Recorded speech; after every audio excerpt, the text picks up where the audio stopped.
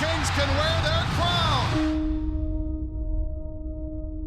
When I first came on board, he expressed to me that, people don't have the luxury to see what we're seeing. So we've got to paint a picture for them. Back on the point it comes, but it's intercepted, and Sandstrom sets up Gretzky. Gretzky back to Sandstrom in the zone, fakes the shot, now centers. A pass across by Benning to Gretzky. He scores! 50 years in professional hockey broadcasting. He just has it down. And you're talking one of the most difficult games to broadcast. A one-timer save, rebound, score! His call doesn't depend on the excitement of the game. You can still hear that tenor, you can still hear that crescendo of when the play's taking off. Pass Ed to Kopitar, driving wide on Pronger, in on goal. Shot, score! You get up every day, it's not like going to work. You're going to see something and wonder what you might see that you never had a chance to describe before. For 45 years, the Kings can wear their crown. The Los Angeles Kings have won the Stanley Cup. If it weren't for the fans, none of this happens. I've never forgotten that, and I think that has helped us create a bond between the Kings radio TV with the Kings fans. Say rebound, score!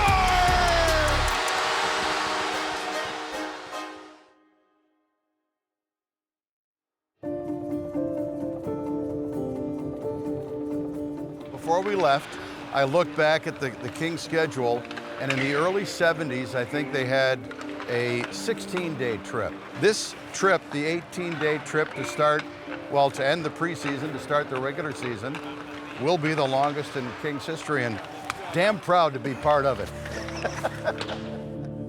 I've been thinking about retiring for a couple of years. For everybody who's not getting ready to retire, I think there comes a point when you just get that sixth sense that, yeah, I think this is about the time to do it. And for me, I think it is, and I'm happy with the decision. I'm quite sure I'll have no regrets. I think as the season started, I think it was really in the back of Nick's mind. He wasn't thinking about it a lot. I know he's thought a lot about it over the last couple of years, and just the ability to go out on your own terms. That is fantastic. When you think about the legacy, you have to just think, first of all, the 44 years. You have to feel proud that Nick Nickson has been part of this organization for that long, and then able to do the quality work that he's done. Yeah. Hey, all right. Joel. Hey, how you doing? Nick Nickson, Radio TV. Hey, nice to meet you. Nice meeting you. Welcome. Thank you. I know you've been asked. When you go on the road and you see the relationships that he has, it makes you feel good that that you're working with somebody that's well respected in your industry. Again, you go back to being inducted in the Hockey Hall of Fame.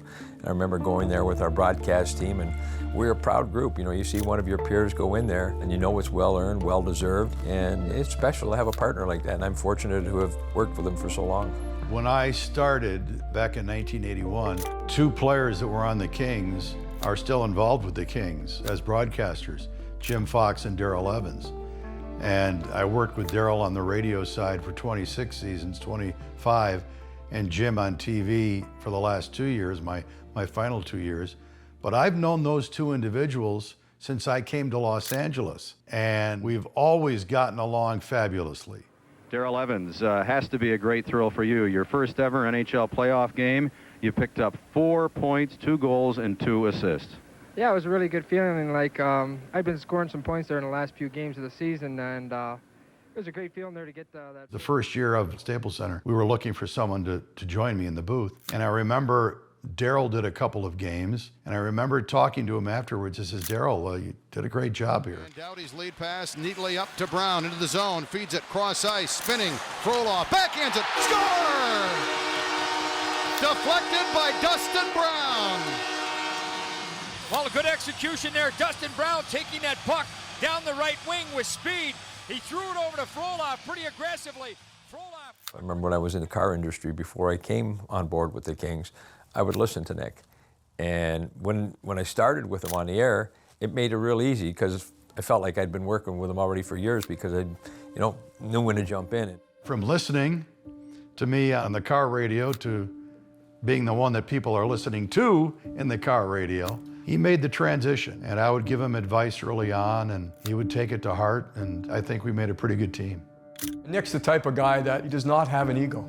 And that's why he's been able to last 50 years in professional hockey, 44 with the LA Kings. He's there to help. He's here to guide, especially in our industry where, you know, it's the norm to have this big, flashy ego. Nick's not like that.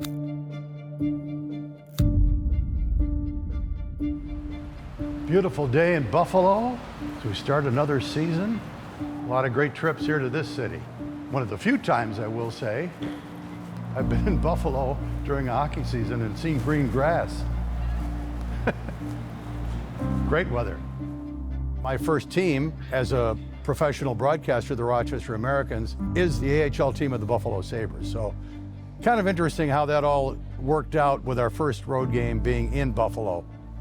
I was fortunate, within a year after graduating from college, I was doing pro hockey games, the Rochester Americans in my hometown. And I would go to their games when I was a kid. I think my first game I was probably 6 or 7 years old. And this might be the picture from their very first season. So this gentleman here, Paul Napier, worked in radio with my dad in Rochester before he moved to LA in the 60s, became an actor. My dad was a broadcaster, a disc jockey back in Rochester, New York, my hometown. So if you think my voice is deep, you should have heard my dad's. The one thing that stands out about Nick is his powerful voice. And it was funny, early on we were playing in Buffalo and Nick's dad came to join him to, you know, while he was broadcasting. And I remember being down the hall. And I could hear both of them like they were right next door. And this is through room and room and room and room. Just that powerful voice. Good afternoon, ladies and gentlemen. We do hope that you're feeling quite well today. You know, that weather is really grand, isn't it? From now till 5 o'clock, we're going to be around with the... Whenever my folks would come out to visit me, we'd always have lunch with Paul and his wife. So it's kind of neat to see his picture there. That's 56. Gosh, that's almost 70 years ago. Wild. They've got me mic'd up. That's why. All right, thank you. Yep. Here's another connection we have with the Sabres. This is Frank Christie, who was their trainer when they first entered the NHL. He was their trainer in the AHL for the old Buffalo Bisons. And he grew up with my dad in New York City. Who's this guy? Once again, he's outdressed me. Can you believe it? You heading up? All right. How are you, sir? Good, you? Good, all the way up, please. Yep. Bucksy, I always wanted to try and do every broadcast the best that I was able to do. And that involves the preparation, working with different people. I always looked at every game as a new experience because in our sport, it is so spontaneous that you don't know from game to game, from period to period, what you might see that you've never seen before in hockey. Yeah, this is my scorecard I use pretty much for every game. And obviously I fill it out before the game starts. A lot of the notes I've done, I will do once the season gets going after tonight, after the last game. So I'll put notes for our team, their team, lines for both teams. And then as the game goes on, I keep track of goals, assists, penalties. A lot of guys don't do that now. They have all their computers and laptops. They just do it on that. But I've done this since day one, so I'm not going to change. This date in Kings history, October 10th, 1973, Hall of Famer Bob Miller did his first game as a King. So if I'm doing the math correctly, 51 years ago tonight.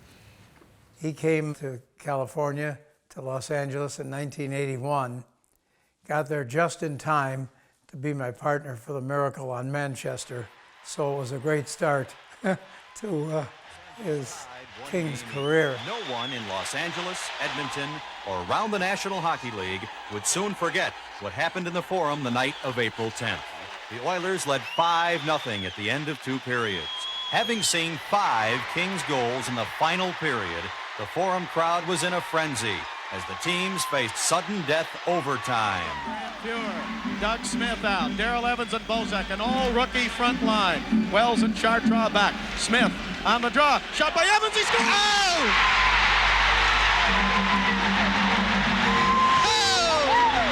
Oh! Look at him! Daryl Evans wins the game for the Kings! Before I could get "he scores" out, Nick went, "Whoa!" So, kind of ruined my goal call that night, but that was all right. We were all happy. It's funny because he was the analyst in that position there, so he was the one that was all riled up. When I hear him, the excitement that he's coming, I could just see Bob next, going next. Okay, settle it down there, because he's the young guy in the group. We just got along great, off the ice, on the air, everything. He was well prepared and ready to do a game all the time, and it was wonderful for me to work with someone like that. Even when I was playing, I remember talking to Nick and Bob after games. When things aren't going well, "Hey guys, what are you seeing? Can you help me out here?" The people within our sport, from the players to the coaches, everybody, they're humble, they're down to earth. And dealing with that type of person game after game, year after year, makes it easier for you. From Western New York and KeyBank Center in Buffalo, the Kings open their new season against the Buffalo Sabres. And hi again, everybody. Nick Nickson along with Jim Fox, soon to be joined by Daryl Evans and Carlin Bathe. I want to thank Jarrett Stoll for an outstanding job on that open, former Kings center, obviously. Jim, the Kings go into the new season with some... Yeah, Peter. What's this? Microphone. Oh, please. The love for watching the players perform night after night and not knowing what I might see, that was a big factor in doing the games as long as I did do them. Up the right wing, Buffalo shorthanded, clipped into the net, couldn't get a shot away. Now the wraparound, oh, save made, Kemper on McLeod. Here we go, a left shot, Ryan McLeod in on an angle. In on Kemper, Deeks, save is made, Darcy Kemper. We'll take a break, we'll be back in Buffalo. I was trying to pause it, and then you could do your further analysis while we split away. But he wanted us to go right to the blank. Preparation, to me, is the most important word in broadcasting. And Nick was always prepared and is always prepared. And that was a big step toward doing a good job on the air. Well, we started this season, as everybody knows, with a 7-game road trip. And the first 5 were back east. And you only play the East twice a year, home and away. So I've done my last broadcast in Boston, Toronto, Montreal, Buffalo, and Ottawa. And I think being early in the season, I wasn't feeling real nostalgic about it. People, after the broadcast, would come up to me on the bus or the airplane and says, "Well, how do you feel about doing your..." Well, I'd never really thought of it. I think it's too early in the season for that, but looking forward, obviously, to tonight. First home game, finally. So yeah, this will be my first home game at Crypto.com Arena. Celebrating his 44th and final year in the broadcast booth, Hockey Hall of Famer Nick Nickson. You and I have had a lot of great memories over the years to go along with a few changes. From watching games across town at the fabulous Forum to where we are tonight. Hard to believe, but it was 25 years ago tonight that the Kings played their first game in this building. The building still looks pretty good. But over the years, one thing has never changed. The passion, the enthusiasm, the dedication that you fans have for your hockey club. Thank you 1,000 times over. With that, go Kings, go! You know, everybody's got to do their own thing that sets them apart from somebody else they listen to. Nick's right there, good player identification, who's got the puck, and that's important to the fans. Up the ice comes Moore. Moore feeds it right side. Shot. Score! Jordan Spence beats Blackwood from the right wing. 1-0 LA. Keeping up with the speed of the game at a pace where the viewer or the listener, if it's radio, can see that in his mind and know where they are on the ice and what you're talking about is very, very important. And Nick does that very well. Barriere drops it to Clark down to the left circle. Cuts to his right. Clark throws it in front. He scores! Great job screening the goaltender by Fogle and the Kings. Clark's shot makes its way through. Oh, it's starting. Kings at Nashville. Who's that guy with Foxy? I now have a new routine of what I do when I watch the Kings on TV instead of do the Kings on radio or TV as a broadcaster. So I understand they're going to listen to some different voices fill in for me this year to see if maybe they'll take over full time next year. So I've got my score sheet here, which I keep during a game that I'm doing. Kings lineup, Nashville's lineup. Notes that I have, not that I'm going to use the notes on the air tonight, but next time we play Nashville, I can refer back to this. When we had Gretzky back in the day, our traveling secretary would just randomly hand out a boarding pass to you because we were all getting on the same plane. So I got Wayne Gretzky's boarding pass once. It's up there. I have a box full of those credentials. I could probably wallpaper the whole office. My pride and joy as a broadcaster and being associated with the game is my 500 goal collection. I have signed autographs of all 48 now players in NHL history that have scored 500 goals. It started when Marcel Dion, who was the 9th player to do it, was playing for the Kings in the early 80s, maybe my 2nd or 3rd year as a broadcaster. I decided, oh, Marcel, can you get me a signed autograph? After that, I said, well, you know what? I'm going to try and get the other 8. And it just grew from there. And at the time, I said, this will be something I'll look back on. I've called the 500th goal for Robitaille and Curry when he was with the Kings. I was with Bob when Marcel got his 500th. It's just something I can look on my wall and say, you know, I saw all these guys play. I guess it's fitting that I'm retiring soon because, as you see, I'm running out of wall space. After I put Malkin up, there's really nowhere else in my office to put more pictures, so I guess timing is everything. I've got a lot of stuff, and it's found a place over the years, and it's a big part of my history as a broadcaster covering hockey for almost 50 years now. Kramer, Charlie, Rudy, Luke, look at Luke, Keith Redmond, Marty. The 92-93, a fan at the event gave me this. He has he collects memorabilia. He thought Jim Hiller might like this. And these are the photos, the media photos of the 92-93 Kings. And there we go right there.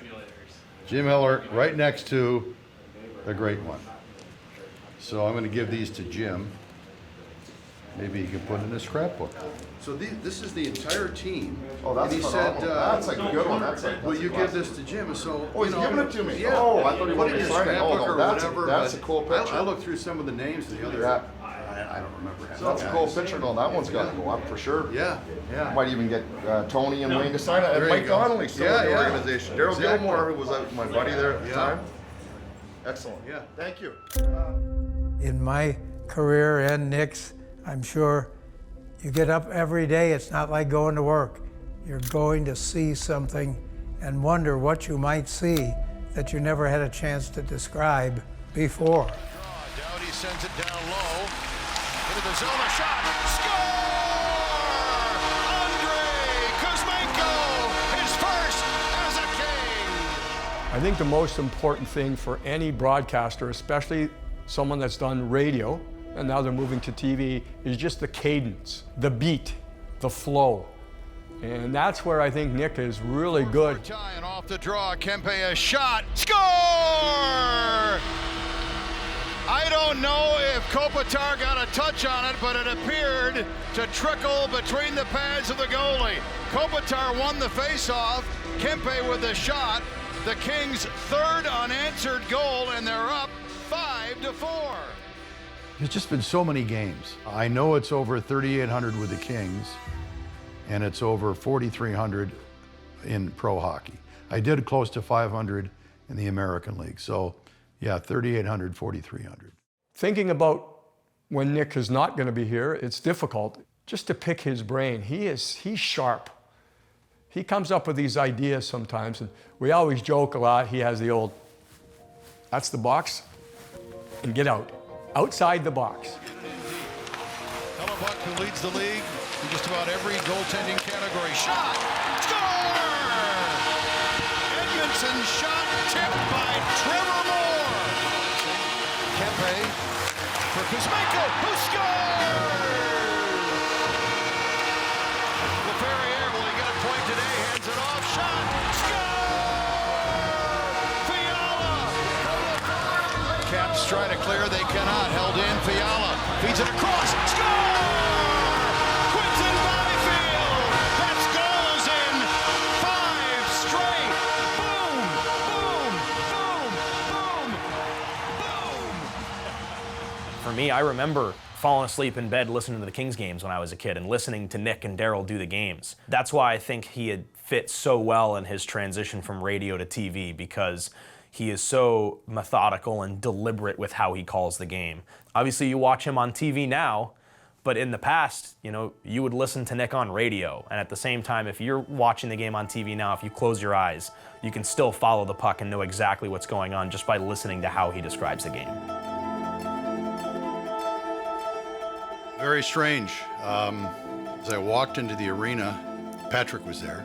So, Patty, and we're going to rehearse in a few. I don't want to be here for the rehearsal. I don't want to know what's going on, so I made sure I wasn't here. Hi. Right, wow. Imagine all these people. I'm really thankful to the Kings organization for letting me be part of this. It's kind of like a once-in-a-lifetime thing. I've never done anything like this before in front of this crowd. I love these Kings fans, so I'm really fired up. I'm excited. I hope it goes well. Is that what's going on? This is what I'm going to do, yeah. I'm going to do a little open. I'm going to introduce the family. Then I'm going to do a little speech and lead to the video. And that's all I have to do. Yeah, exactly. Right. What a perfect night to honor our broadcasting legend that is the Bear, Nick Nickson, in his final year behind the microphone for your Los Angeles Kings. To me, your call in Chicago in 2014 when the Kings beat the Blackhawks in Game 7 in overtime of the Western Conference Finals is one of the best calls in sports history. What you said about that game when it ended sums up your career as LA Kings play-by-play broadcaster for 44 years. Remarkable, incredible, unbelievable. It was just about 50 years ago, I went into the production room at the radio station I was working at, and I put together an audition tape for the first hockey broadcasting job with the Rochester Americans. Little did I know then that those 2 hours I spent that night would define my entire broadcasting career. And as it turned out, it has been a wonderful journey for me. No regrets for the road not taken. Thanks to Jan and Nick, Mom and Dad, for setting such a great example for myself and sisters Andrea and Jennifer. To Carolyn, the love of my life. One of our first dates was the senior prom in high school, and we've been going steady ever since. And finally, you, the fans. Let me put this in perspective. Without you, I'm not here. The players aren't here. The building isn't here. You are the lifeblood of it all. And over the years, I have met and talked with so many of you, and I hope I've been able to be courteous to you and shown you the respect each and every one of you deserves. With that, a final thank you to everybody. And let's now sit back and do what we all enjoy. Let's watch some Kings hockey. Something I'm very thankful for that the Kings did for me. The loyalty I think I've shown the Kings, they've shown to me in kind as well. He's been an accomplished announcer, very helpful to me in those early years, and I'm glad for him that he's had this chance to do some last games and be honored, and he deserves that.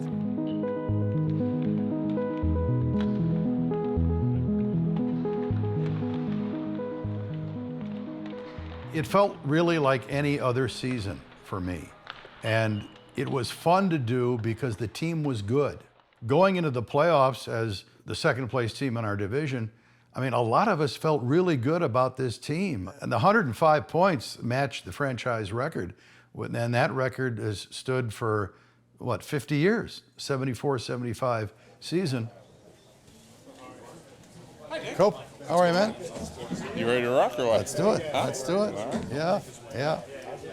Kevin? How you doing? Good. What have you seen in Quinton's development this year? Nothing. No. He's dissing you already. No, obviously a lot. Yeah.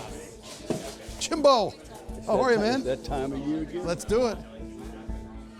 When my wife and I were dating, before we got married, a lot of our dates were to hockey games. So she knew what she was getting into. And when we got married, I was doing hockey games. I started my career. It became the Nickson routine. And I don't know if our family would have been as close-knit had it had to have changed if I changed careers at age 35 or 40. But I'm thankful that it worked out that way.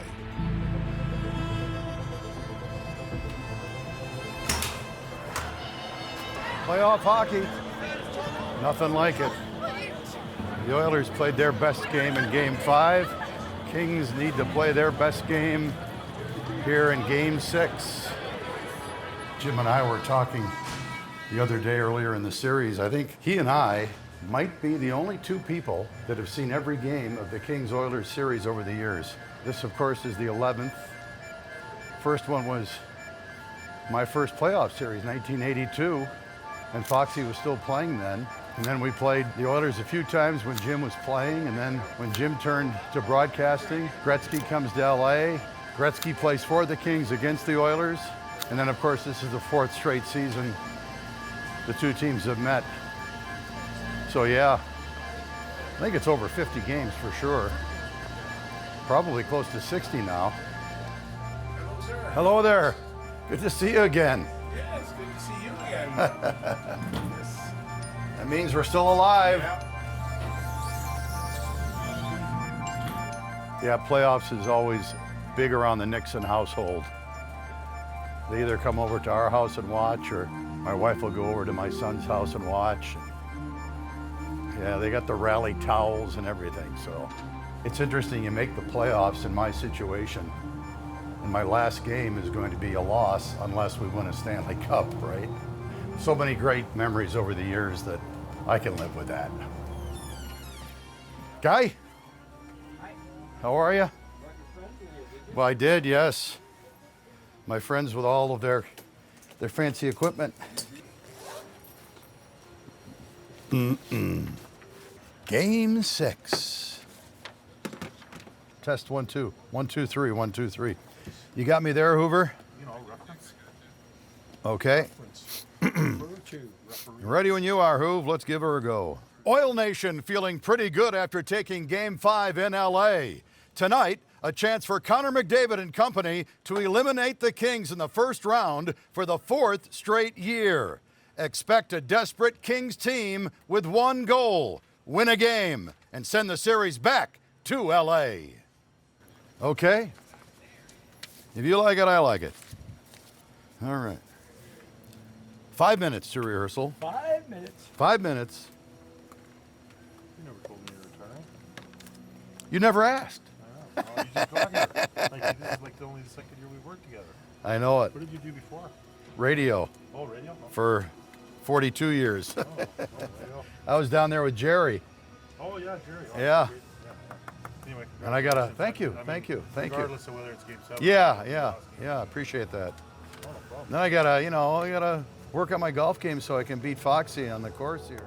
They were very gracious, the people around the league, as the season wound down, congratulated me on my career.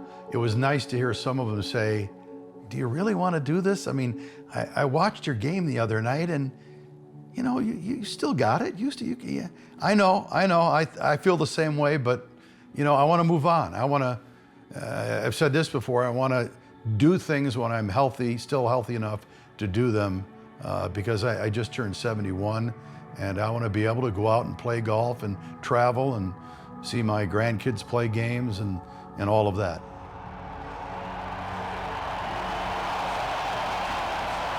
The Oilers here on home ice are a perfect 2-0. They won games 3 and 4 here. They took game 5 in LA 2 nights ago. And we're underway here in game 6, a must win. Kings get it ahead. Fiala in front, Byfield shoots, scores! Quinton Byfield set up by Kevin Fiala. And a minute 19 into game 6. The Kings are up 1-0. Well, this time, watch the pass. He just gets it to space, and then watch the hands. Wow. Edmonton, Henrique, give and go. Puck comes in front. In a save made. Loose puck, Connor Brown. Tees it up, shoots, scores. Deflected off a body in front. And the Oilers come right back to tie it early. Make it work that way. Yeah, it looked like it hit Henrique and then maybe glanced off Clark. It might have, Nick. I think it hit another King before the shot. There come the Kings. Score! Brant Clark. The Kings respond. So we've got 3 goals before the game is even 3.5 minutes old here in game 6. Brant Clark, his second of the series. 2-1 LA. You'll see one side of the ice. Look at 5 Oilers on one side, and they can't readjust. Neat little pass there. Oilers gain the line. They're on the power play. Draisaitl out to Bouchard, and they send it across to the left wing side. Nugent Hopkins in down low. Now he gets it back and scores. Ryan Nugent Hopkins with the power play goal. 4 goals in 5:55. We're tied at 2.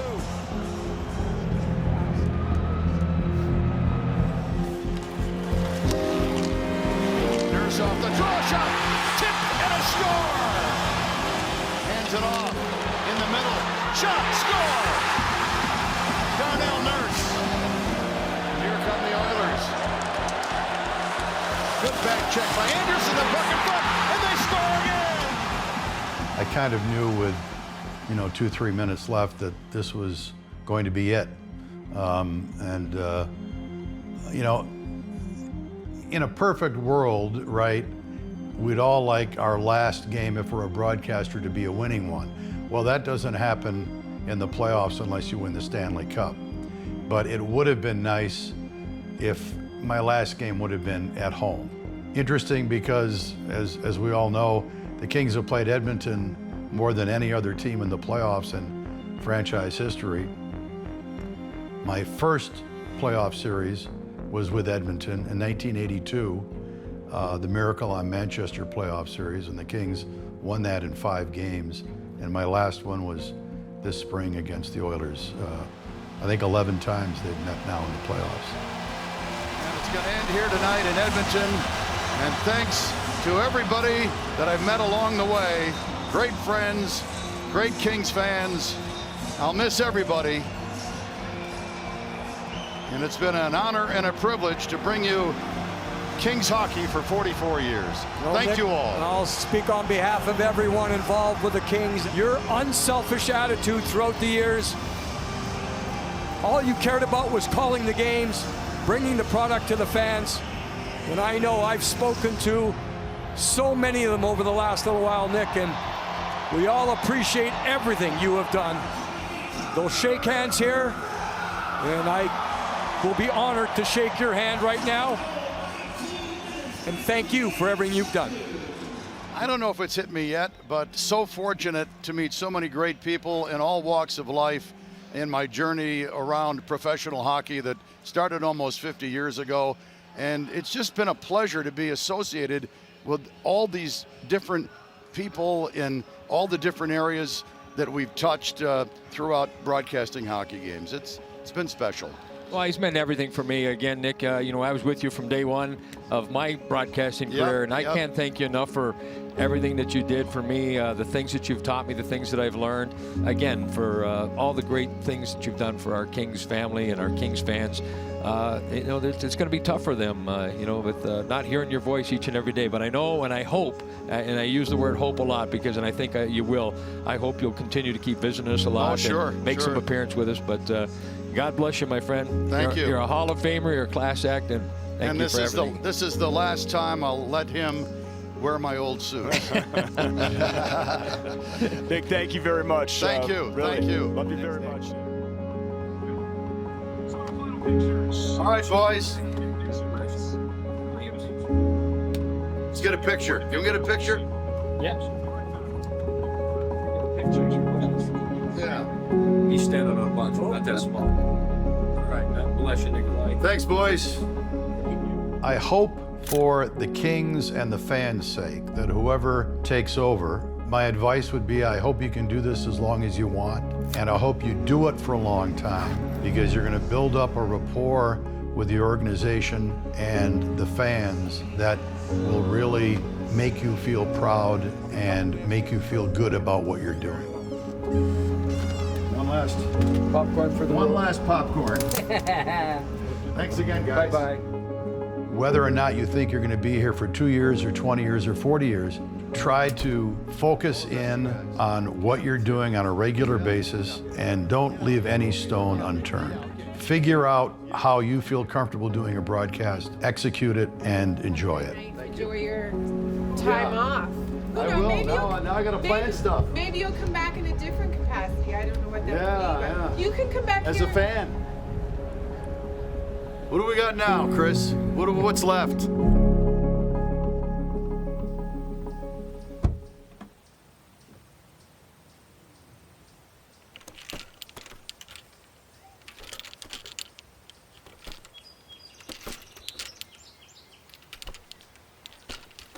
All right, what do we do? Anything? Do we have official tee off?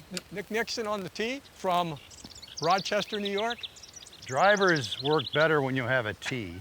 An experienced golfer, Nick, 50 years. That's right. My second career is about to begin. Boy, Nikolai, Right down the Little guts. tail. yeah, you gotta watch there. So you playing a lot, Nick? Yeah, it's been good. That's gonna be the plan, play all the time? Play all the time, do some traveling, see the grandkids play their games, go in the hole. I'll give you that one, Foxy. Oh, man. I'll give you that one for the par. You're a gentleman and a scholar. So what about this summer? What do you got? A lot of travel. Yeah. It's interesting because now that I have all this time, the calendar really gets filled up in a hurry. We got, You're gonna be busier than... I know it. You going anywhere different this summer, Nick? Yeah, we're gonna go to New England next week. Yep. My wife does a lot of research with ancestry stuff.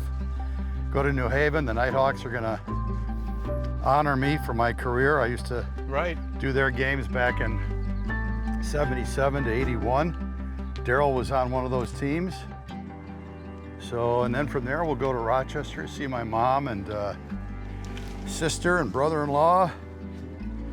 Come home, go back in September for a wedding. We've got a cruise in December. Oh, geez. So it's like, excuse me. I'm gonna have to go back to work just to rest. How many slices of pie in New Haven? Oh, Pepe's Pizza. Pepe's. Automatically. Got to make sure they're keeping up. I would like to stay involved. You know, it's in my blood. I mean, someone asked me, what will you be doing on opening night next October? I said, well, I'll be at the building watching the Kings. I mean, I'm not gonna miss that. I'll probably go to most of the games, but I think I still have a lot to offer.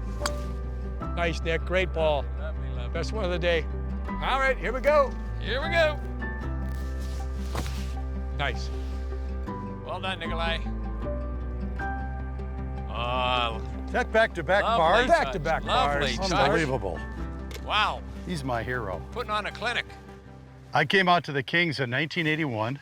Jim was playing his second year pro. It was your second year pro. You were both 1980 draft picks. I've worked with both of you for years. Known you my entire time here in LA, 44 plus years now. And I just want to tell you what a pleasure it's been being with both of you. True professionals, but more importantly, true friends. Hey, Nikolai. Thanks, guys. I appreciate all the help with my career. Yeah. I mean, I remember all the years at the beginning there, both of you, including you, Jim, as well. I mean, I was blessed to be, well, in the booth with you guys. So. We all set our egos aside and we just worked hard at it and tried to do the right thing at the right time. And I think we did it. If I tried to take anything from you, Nick, it's attitude. The way you approached it, the way you went at it, the way you were there. And, the coaches say all the time, no ups and highs. Yeah. I think you have the most even keel that I've ever worked with. Well, thank you. I'll take that as a compliment. There you go. All right. Oh, guys, are we going to cry now? He was really good at what he did, and I think that comes across well to the listeners. It's an easy voice for them to latch onto, and I think over the years, it's the consistency that he has been able to maintain for all those years. We go to dinner all the time. You're going to miss that, but I think Nick will be an LA King forever. The people that I have worked with in the broadcast booth, they've been with me forever since I came to Los Angeles, and that's been huge in my development as a broadcaster, knowing that I have good people around me. To this day, they're my closest friends.